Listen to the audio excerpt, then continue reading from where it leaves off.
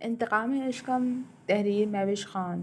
Classic Urdu novel channel پہ on going novel, جس کی اب تک 2 اقساط اپلوڈ ہو چکی ہیں، جس کو آپ لوگ یقیناً بہت دلچسپی سے سن رہے ہوں گے، اور اس کی اگلی قسط کا شدت سے انتظار بھی ہوگا۔ تو جناب، آپ کا انتظار ہو جاتا ہے ختم، اور میں لے آئی ہوں انتقام عشقم کی ایپیسوڈ نمبر 3۔ تو چلیں ہم پڑھتے ہیں ناول کی اگلی قسط کی طرف۔ دھیرے دھیرے سارا کی آنکھیں کھلیں تو اس نے ناسمجھی سے ارد گرد کا جائزہ لیا۔ وہ ایک شاندار بیڈ روم کے بیڈ پر لیٹی تھی۔ یہ جگہ کچھ جانی پہچانی لگی۔ وہ اٹھ کر بیٹھ گئی اور ذہن پر زور دینے لگی۔ تبھی دھماکہ ہوا۔ یہ تو وہی کمرہ، وہی بستر تھا جہاں ایک بے درد نے سفاکی سے اس کی عزت تار تار کر دی تھی۔ لیکن وہ یہاں کیسے آئی؟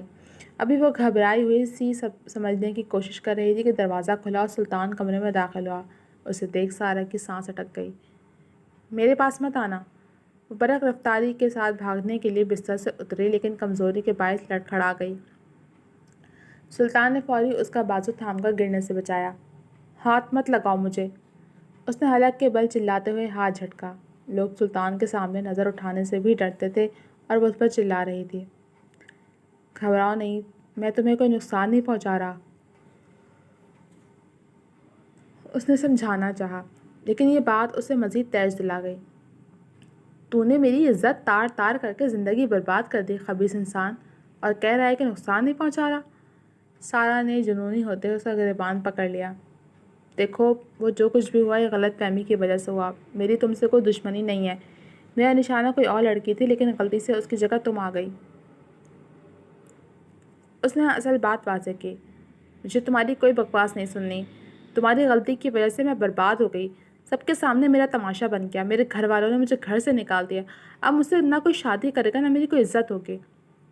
سب ختم ہو گیا، سب ختم ہو گیا۔ مجھے مرنا ہے، مجھے مرنا ہے، وہ کہتے ہوئے رو پڑی اور اس کا گریبان چھوڑتی فرش پر گری۔ ایک پل کے لیے سلطان کو اس پر ترس آیا۔ وہ بھی اس کے سامنے بیٹھ گیا۔ دیکھو، میں کبھی کسی سے سوری نہیں کہتا، لیکن تم سے کہہ رہا ہوں، آئی ایم سوری۔ انداز دھیما تھا۔ تمہاری اس سوری سے کچھ ٹھیک نہیں ہوگا۔ وہ پھر غصے میں آ کر چلانے لگی۔ نہ میری کھوئی ہوئی عزت واپس آئے گی، نہ میرے گھر والے مجھے قبول کریں گے، نہ کوئی مجھ سے شادی کرے گا۔ تمہارا یہ سوری کچھ ٹھیک نہیں کر سکتا۔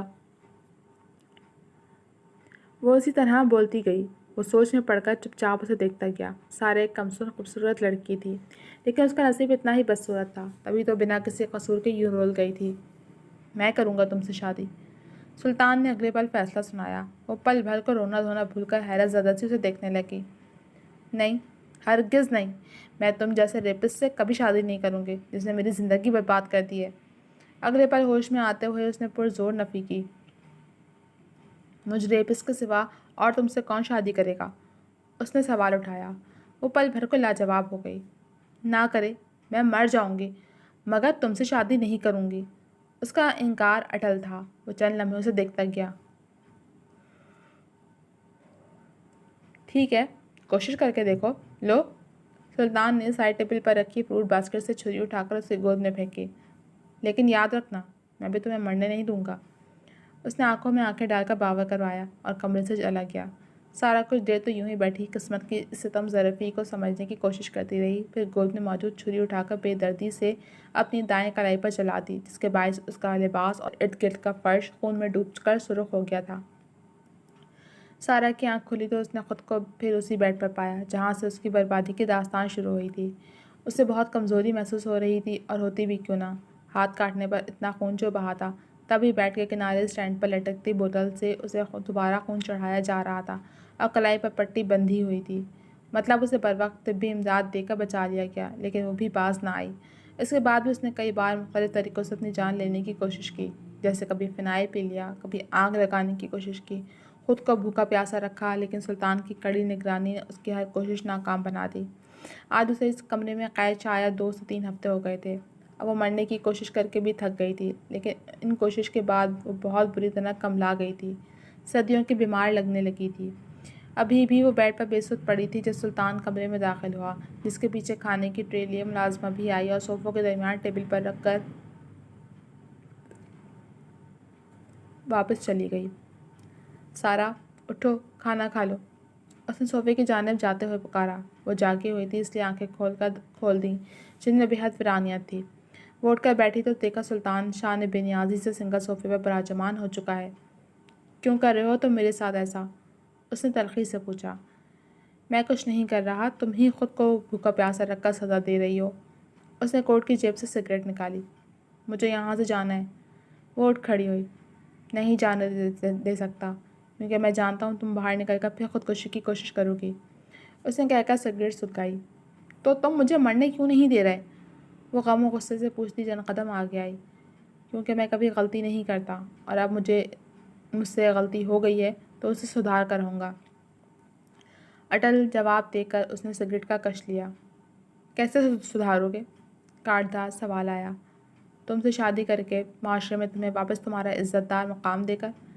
اس کے بعد حل تیار تھا۔